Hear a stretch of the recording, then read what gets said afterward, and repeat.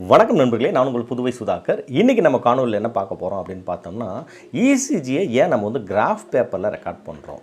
இப்போது நார்மலாக ப்ளைனாக கூட ரெக்கார்ட் பண்ணலாம். ஆனால் ஒரு கிராஃப் பேப்பர் பேக்ரவுண்டில் இருக்கும்போது அதில் என்னென்ன விஷயங்கள் கிடைக்குது, ஒரு மெஷர்மெண்ட் எப்படி பண்ணலாம், இசிஜியில் மெஷர் பண்ணக்கூடிய விஷயங்கள் டைமாக இருக்கட்டும், இல்லை ஆம்ப்ளிடியூடாக இருக்கட்டும், இந்த மாதிரி மெஷர்மெண்ட் எல்லாம் பண்ணுறதுக்கு இந்த கிராஃப் வந்து எந்த விதத்தில் உதவுது, இதை பற்றி தான் இன்றைய காணொலியில் பார்க்க போகிறோம். கண்டிப்பாக ஸ்டூடெண்ட்டுக்கு இது ரொம்பவே ஒரு உதவியான ஒரு காணொலியாக இருக்கும்.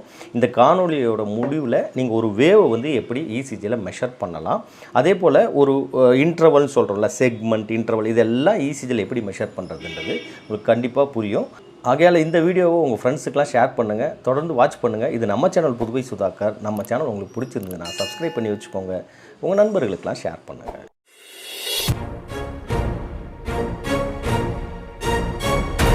ஸோ இப்போ நார்மலாக ஒரு இசிஜி பார்க்குறோம். அந்த இசிஜி பார்த்தீங்கன்னா வித்தவுட் கிராஃப், இப்போ நம்ம ஸ்க்ரீனில் பார்க்குற மாதிரி வித்தவுட் கிராஃப் இது மாதிரி இருக்குன்னு வச்சுக்கலாம். அதில் என்ன ஐடென்டிஃபை பண்ணலான்னா, வெறும் நம்ம பிக்யூஆர்எஸ்டி அப்படின்ற வேவ்ஸை மட்டும்தான் ஐடென்டிஃபை பண்ண முடியும். அந்த வேவ்ஸ் வந்து எவ்வளோ ஹைட் இருக்குது, எவ்வளோ விட்த் இருக்குது அப்படின்றத நம்மளால் மெஷர் பண்ண முடியாது.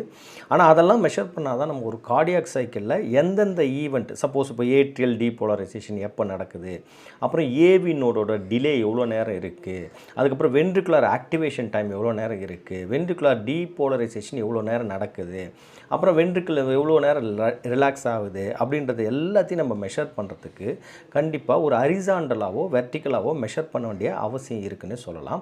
அதை எப்படி நம்ம பண்ணலான்னு பார்த்தோம்னா, அதுக்கு தான் இந்த கிராஃப் வந்து உதவுது. சப்போஸ் இதே இசிஜி நீங்கள் பார்க்குறீங்க, வேவ்ஸை மட்டும் நம்மளால் ஐடென்டிஃபை பண்ண முடியுது. ஆனால் ஒரு கிராஃபில் இருக்குதுன்னு வச்சுங்களேன். Suppose I will take one graph, இது வந்து கரெக்ட் சைஸ்ன்னு சொல்லலாம். ஸோ இந்த மாதிரி ஒரு கிராஃப் வந்து இசிஜிக்கு மேலே இருக்குது அப்படின்னா அதனுடைய மெஷர்மெண்ட்ஸை நமக்கு வந்து ரொம்ப யூஸ்ஃபுல்லாக இருக்கும். இப்போ பாருங்கள், இந்த பிவேவ் வந்து கரெக்டாக 2 ஸ்மால் ஸ்கொயர் இருக்குது பாருங்கள். ஸோ அப்போ வந்து 2 ஸ்மால் ஸ்கொயர்ன்ற மெஷர்மெண்ட் கிடைக்குது. அப்புறம் இந்த ஆர் வேவ் நம்ம பார்க்கலாம். மேலே ஆர் வேவ் இருக்குல்ல, அது பாருங்களா, 1 2 3 4 5 ஒரு பிக் ஸ்கொயரு, பிக் பாக்ஸ் இருக்குது. அப்புறம் 1 2 3 4, அப்போது டோட்டலாக 9 ஸ்மால் ஸ்கொயர்ஸ் இருக்குது அப்படின்றத கண்டுபிடிக்கிறோம். ஸோ ஒவ்வொரு ஸ்மால் ஸ்கொயரும் ஒரு எம்எம் அப்படின்னு நம்ம வச்சுக்கினா கூட 9 mm ஆர்வேவ் இருக்குது அப்படின்றத நம்ம பார்க்குறோம். ஸோ அப்போது கிராஃப் இருக்கும்போது நமக்கு எப்படி யூஸ் ஆகுதுன்னு பார்த்தோன்னா, கிராஃப் வந்து நமக்கு வந்து மெஷர்மெண்ட்ஸ்க்கு யூஸ் ஆகுது. அதே போல் இந்த கிராஃபை பார்த்திங்கன்னா 2 விஷயம் ரொம்ப முக்கியமான விஷயம் இருக்குது. என்ன அப்படின்னு பார்த்தீங்கன்னா, ஆம்ப்ளிடியூட் அண்ட் டைம், ரெண்டுமே முக்கியம். இப்போ பாருங்கள், இந்த வெர்டிக்கலாக ஒரு விஷயத்தை வந்து வெர்டிக்கலாக நம்ம மெஷர் பண்ணுறது வந்து ஆம்ப்ளிடியூட் அப்படின்றாங்க. சப்போஸ் இதே ஹரிசாண்டலாக நம்ம மெஷர் பண்ணால் அதை தான் டைம் சொல்கிறோம். அதுக்கு தான் இந்த ஆம்ப்ளிடியூட் வெர்டிக்கலாக மெஷர் பண்ணுறது நம்ம வோல்டேஜ் அப்படின்னு சொல்லுவோம். வோல்டேஜ்னால் ஜென்ரலாக என்னென்னு பார்த்தீங்கன்னா, எவ்வளோ அமௌண்ட் ஆஃப் கரண்ட்டு வந்து ஹார்ட்டோடைய எஸ்ஏ நோட்லேருந்து ப்ரொடியூஸ் ஆகுது. இதை வந்து நம்ம யூஸ்வலாக மில்லி வோல்ட்டில் தான் மெஷர் பண்ணுவோம். மில்லி வோல்ட், அவ்வளோ கம்மியான அளவு கரண்ட்டு தான் நமக்கு கிடைக்கிது. இது பார்த்திங்கன்னா டைம்னு போட்டிருக்குல்ல, அப்போ வந்து டியூரேஷன் நம்ம எடுத்துக்கலாம். டெக்னிக்கலாக இசிஜியில் டியூரேஷன், இந்த டியூரேஷன்றது என்ன அப்படின்னு பார்த்தோம்னா, எவ்வளோ டைமில் ஹார்ட்டோட பீட் வந்து வேட்ரியம் வந்து கண்ட்ராக்ட் ஆகுது, வென்ட்ரிக்கிள் வந்து ரிலாக்ஸ் ஆகுது, வென்ட்ரிக்கிள் கண்ட்ராக்ட் ஆகுது, இந்த மாதிரியான விஷயங்களெல்லாம் எவ்வளோ டைம்ஸில் நடக்குது. அதை வந்து நம்ம வந்து மில்லி செகண்ட்ஸில் எடுக்க மாட்டோம், வோல்ட்டில் எடுக்க மாட்டோம், எல்லாமே மினிமம் அளவு. அதனால் மில்லி செகண்ட்ஸில் மெஷர் பண்ணுறோம். இதுதான் நீங்கள் தெரிஞ்சுக்க வேண்டிய விஷயம். அடுத்து நம்ம பார்க்கக்கூடிய விஷயம் என்னென்னா ஸ்டாண்டர்டைசேஷன்னா முதல்ல என்ன அப்படின்னா, இப்போது அந்த பேப்பரில் வந்து நம்ம வந்து மில்லி வோல்ட் அப்படின்னு சொல்லிட்டோம். ஆனால் எவ்வளோ ஸ்பீடில் வந்து பேப்பர் மூவ் ஆனால் இது கரெக்டாக இருக்கும் அப்படின்றது தான் ஒரு ஸ்டாண்டர்டைசேஷன். இந்த ஸ்டாண்டர்டில் இவ்வளோ மில்லி வோல்ட் இருந்ததுன்னா இவ்வளோ மெஷர்மெண்ட்டாக எடுத்துக்கலாம் அப்படின்றது. அப்போ ரெண்டுத்துக்குமே ஒரு ஸ்டாண்டர்டைசேஷன் தேவை. அப்போ பார்த்திங்கன்னா, இப்போது நம்ம நார்மலாக ஒரு மிஷினில் பார்த்திங்கன்னா, அந்த இசிஜி எடுக்கும்போது பார்த்திங்கன்னா ஒரு இடம் மட்டும் நல்லா இப்படி பெருசாக அப்படி ஃபஸ்ட்டு வந்துட்டு தான் அப்புறம் இசிஜி மெஷர்மெண்ட்ஸே போகும். அது யூஸ்வலாக பார்த்திங்கன்னா 10 mm இருக்கும். இங்கே பாருங்கள், 1 mV is equal to 10 mm அப்படின்னு சொல்கிறாங்க. ஸோ இந்த 10 mmன்றது என்ன அப்படின்னு நம்ம பார்த்தோம்னா, 1 mV ஆஃப் கரண்ட் வந்து ஹார்ட்டு ப்ரொடியூஸ் ஆனால் 10 mm டிஃப்ளெக்ஷன் இசிஜியில் காமிக்கும். சப்போஸ் நீங்கள் வந்து ஒரு ஆர்வேவ் பார்க்குறீங்க, 10 mm ஹைட் இருக்குது அப்படின்னா 1 mV ஆஃப் கரண்ட் வந்து அப்போ ப்ரொடியூஸ் ஆகிருக்கு.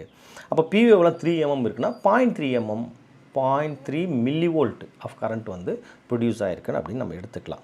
ஸோ அதனால தான் இந்த ஸ்டாண்டர்டைசேஷன்ன்றது ரொம்ப முக்கியம். நார்மலாக நீங்கள் ஒரு இசிஜி பார்க்குறீங்கன்னு வச்சுங்களேன். சப்போஸ் நான் கூட உங்களுக்கு ஒரு இசிஜி காமிக்கிறேன். இப்போ பாருங்கள், இங்கே இசிஜியில் கடைசியில் பாருங்கள், இது பாருங்கள், இந்த இடத்துல ஒரு வோல்டேஜ் காமிக்க பாருங்கள். இந்த இடம் தான் வந்து ஸ்டாண்டர்டைசேஷன். இது யூஸ்வலாக 10 mm இருக்கணும். கரெக்டாக 10 mm இருக்குது பாருங்கள். ஹைட் வந்து 10 mm, விட்த்து வந்து 5 mm. இது கரெக்டாக இருந்தால் தான் இசிஜியோட மெஷர்மெண்ட்டு கரெக்டு. ஜென்ரலாக இசிஜியில் நம்ம 10 mm நார்மல் ஸ்டாண்டர்டைசேஷன் சொல்லுவோம். இது எவ்வளோ ஸ்பீடுன்னு பார்த்தீங்கன்னா 25 mm ஸ்பீடு இருந்தால் தான் இது ஓகே ஆகும். ஓகே, நார்மலாக பார்த்தீங்கன்னா ஒரு 10 mm ஸ்டாண்டர்டைசேஷன் இருக்குதுன்னா அதனுடைய ஸ்பீட் ஆஃப் தி பேப்பர் வந்து ரொம்ப முக்கியம். ஸ்பீட் ஆஃப் தி பேப்பர்னால் பேப்பர் எவ்வளோ வேகத்தில் மூவ் ஆகுது அதை பொறுத்து தான். அப்போது ஸ்பீடு வந்து நார்மல் ஸ்பீடுன்னு ஒன்று இருக்குது, அதுதான் 25 mm/s. ஒரு செகண்டுக்கு 25 mm வந்து மூவ் ஆகணும். அப்படி மூவ் ஆச்சுன்னா 10 mm டிஃப்ளெக்ஷன் 1 மில்லிவோல்ட்டுக்கு கொடுக்குது நம்ம எடுத்துக்கலாம். அதை தான் நம்ம ஸ்டாண்டர்டாக வச்சுருக்கோம். எல்லா மெஷின்லையுமே ஆட்டோமேட்டிக்காக ஸ்டாண்டர்ட் பண்ணியிருப்பாங்க. இதை வச்சு தான் நம்ம மற்ற மெஷர்மெண்ட்ஸ்லாம் பார்க்க முடியும். இந்த மெஷர்மெண்ட்ஸில் நம்ம முக்கியமாக பார்க்க வேண்டிய விஷயம் எது அப்படின்னு பார்த்தீங்கன்னா, இங்கே பாருங்கள், ஒரே ஒரு ஸ்மால் ஸ்கொயரோட வேல்யூ என்னான்னு பார்த்தா 0.04 செகண்ட். எவ்வளோ கம்மியான அமௌண்ட்டு பாருங்கள். ஒரு ஸ்மால் ஸ்கொயரு 0.04 மில்லி செகண்ட் அளவு தான். அதே போல் பார்த்திங்கன்னா ஒரு லார்ஜ் ஸ்கொயர் பார்த்திங்கன்னா இதை இன்ட்டு மல்டிப்ளைட் பை 5ன்னு போட்டுக்கலாம். அதுதான் லார்ஜ் ஸ்கொயர். இப்போ 5 large square is equal to 10 second, 1 large square is equal to 2 seconds. So இந்த லார்ஜ் ஸ்கொயர் எதுக்கு சார் யூஸ் ஆகுது அப்படின்னு பார்த்தீங்கன்னா, ஹார்ட் ரேட் மெஷர் பண்ணுறோம். ஒன்று கவுண்ட் பண்ண தேவையில்ல, 5, 10 அப்படின்னு ஈஸியாக கவுண்ட் பண்ணிட்டு போகலாம். அதுக்கு தான் இந்த பிக் ஸ்கொயர்ஸும் யூஸ் ஆகும். இப்போ கிராஃப் ஜென்ரலாக நீங்கள் பார்த்தீங்கனாலே முதல்ல சின்ன ஸ்மால் ஸ்கொயர்ஸ் நிறையா இருக்கும், அப்புறம் பிக் ஸ்கொயர்ஸ் அதுக்கு மேலே இருக்கிறது கொஞ்சம் டார்க்காக இருக்கும். இப்போ ஒரு இசிஜி எடுக்கிறோம், இதிலே ஒரு இசிஜி நான் இன்சர்ட் பண்ணுறேன் பாருங்களேன். இப்போ ஒரு இசிஜி, இந்த இசிஜி வந்து இந்த ஸ்டாண்டர்டைசேஷனோட அப்படியே மெர்ஜ் ஆகி ஒரு இசிஜி நம்ம பண்ணுறோன்னா இதை பாருங்கள். ஓகேங்களா, இப்போ நார்மல் ஸ்டாண்டர்டைசேஷன் ஆர்வேவோட ஆம்ப்ளிடியூட் வந்து எத்தனை எம்எம் இருக்குது நீங்கள் தான் கவுண்ட் பண்ணி சொல்லணும். இப்போ பாருங்கள் வச்சாச்சா. இப்போ பாருங்கள் ஆர்வே எவ்வளோ இருக்குது, 12 mm இருக்குது. நான் ஈஸியாக டக்குன்னு சொல்லிட்டேன் பாருங்கள். 1 2 பிக் ஸ்கொயர் 10 mm, அப்புறம் 2 mm இருக்குது. ஸோ டோட்டலாக 12 mm அப்படின்னு சொல்லிட்டு ஐடென்டிஃபை பண்ணலாம். அதே போல் பிவேவோட ஆம்ப்ளிடியூட் பார்த்தீங்கன்னா ஒரு 1.5 ஸ்மால் ஸ்கொயர் இருக்குது. அதே மாதிரி பிஆர் இன்டர்வல், நார்மலாக பிஆர் இன்டர்வல் எப்படி மெஷர் பண்ணோன்னா, பிவேவுக்கும் கியூஆர்எஸுக்கும் இடைப்பட்ட தூரம் பிவேவ் ப்ளஸ் பிஆர் இன்டர்வல் ரெண்டு சேர்த்தா பிஆர் இன்டர்வல். அதாவது பிவேவும் ப்ளஸ்ஸு பிஆர் செக்மெண்ட்டு நம்ம சொல்லுவோம். சார் இன்டர்வல்னு சொல்லிட்டேன்ல, செக்மெண்ட், இது ரெண்டுத்தையும் மெஷர் பண்ணால் தான் பிஆர் இன்டர்வல். அதை நம்ம ஈஸியாக மெஷர் பண்ணுறதுக்கு ஹரிசாண்டலாக 1 2 3 4 5 6, இப்போது 5 மில்லி செகண்டுக்கு மேலே போனால் அது அப்நார்மல் அப்படின்னு நம்ம எடுத்துக்கலாம். இங்கே கரெக்டாக 5 மில்லி செகண்ட்ஸ் இருக்குது. ஸோ இதுதான் டைம் டியூரேஷன். ஓகே, இப்போ பாருங்கள், ஒரு small square is equal to 1 mm, 5 small square is to 5 mm. ஹரிசாண்டலாக எப்படி, வெர்டிக்கலாக எப்படி? இப்போ ஒரு ஹரிசாண்டலாக 1 mm is equal to 0.04 second நமக்கு தெரியும். இப்போ ஒரு ஸ்கொயர் லார்ஜ் பிக் ஸ்கொயர்ஸ் வந்து 0.20 செகண்ட்ஸ், 0.20 செகண்ட்ஸ்னு வச்சுக்கலாம். ஓகேங்களா, இதை வச்சுட்டு இங்கே மெஷர்மெண்ட்ஸில் பாருங்கள், இசிஜியில் அருமையாக சூப்பராக மெஷர் பண்ணுறோம் பாருங்கள். பிஆர் இன்டர்வல் வந்து 200 மில்லி செகண்ட்ஸ்னு மெஷர் பண்ணியிருக்காங்க. சூப்பராக ஈஸியாக மெஷர் பண்ணிட்டோம் பாருங்கள். அதேமாதிரி பார்த்தீங்கன்னா ஹைட் ஆஃப் தி ஆர்வேவை ஈஸியாக நம்ம மெஷர் பண்ணிடலாம். இங்கே டிஸ்டன்ஸையும் மெஷர் பண்ணுறாங்க, வெர்டிக்கலாகவும் மெஷர் பண்ணுறாங்க. இது எல்லாமே ரொம்ப முக்கியம். என்னென்னா 25 mm/s ஸ்பீடு கொடுத்துறாங்க பாருங்கள், இதுதான். ஏன்னா ஒரு கேலிப்ரேஷனில் பார்த்தோம்னா நார்மலாக 25ன்றது நார்மல். ஓகேங்களா, அது வந்து நார்மல். இது ஏன் ரொம்ப முக்கியம் அப்படின்னு பார்த்தோம்னா, இங்கே கீழே கொடுத்துருக்காங்க பாருங்கள் 25 செகண்ட்ஸுங்க. இப்போ 25 மில்லி செகண்ட்ஸுன்றது நார்மல், 25ன்றது நார்மல் ஸ்பீடு, 50ன்றது டபுள்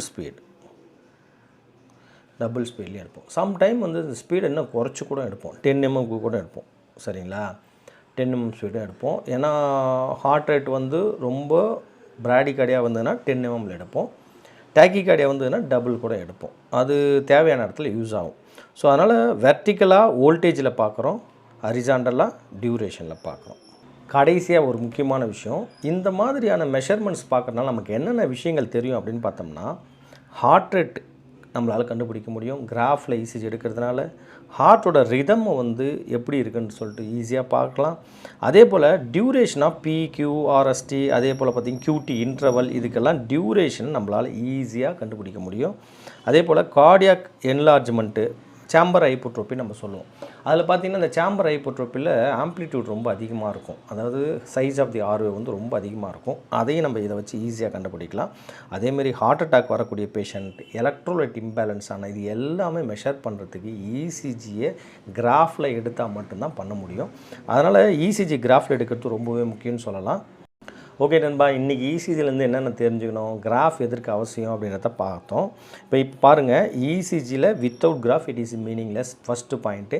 ரெண்டாவது விஷயம், கிராஃபில் 2 விஷயம் இருக்குது. ஒன்று வந்து ஹரிசாண்டல் மெஷர்மெண்ட், இன்னொன்று வந்து வெர்டிக்கல் மெஷர்மெண்ட். இது ரெண்டுமே முக்கியம். இது ரெண்டுத்தையும் மெஷர் பண்ணுறதுக்கு கண்டிப்பாக கிராஃபில் எடுக்கணும். வெர்டிக்கலாக பார்க்க போனோம்னா ஹைட்டு, அதாவது ஆம்ப்ளிடியூட் எவ்வளோன்னு தெரிஞ்சுக்கலாம். வோல்டேஜ் ஆஃப் கரண்ட்டு, நம்ம எஸ்ஐ நோடில் எவ்வளோ கரண்ட்டு ப்ரொடியூஸ் ஆகுதுன்னு தெரிஞ்சுக்கலாம். ஹரிசாண்டலாக பார்த்தோன்னா நம்ம ஹார்ட்டோட ஈவெண்ட்ஸ்லாம் எவ்வளோ நேரத்தில் நடக்குது, சப்போஸ் ஏட்ரியல் கன்ட்ராக்ஷன் எவ்வளோ நேரத்தில் நடக்குது, வென்ட்ரிகுலர் கன்ட்ராக்ஷன் எவ்வளோ நேரத்தில் நடக்குது அப்படின்றதெல்லாம் பார்க்கறதுக்கு வந்து இந்த ஹரிசாண்டல் மெஷர்மெண்ட் தேவை.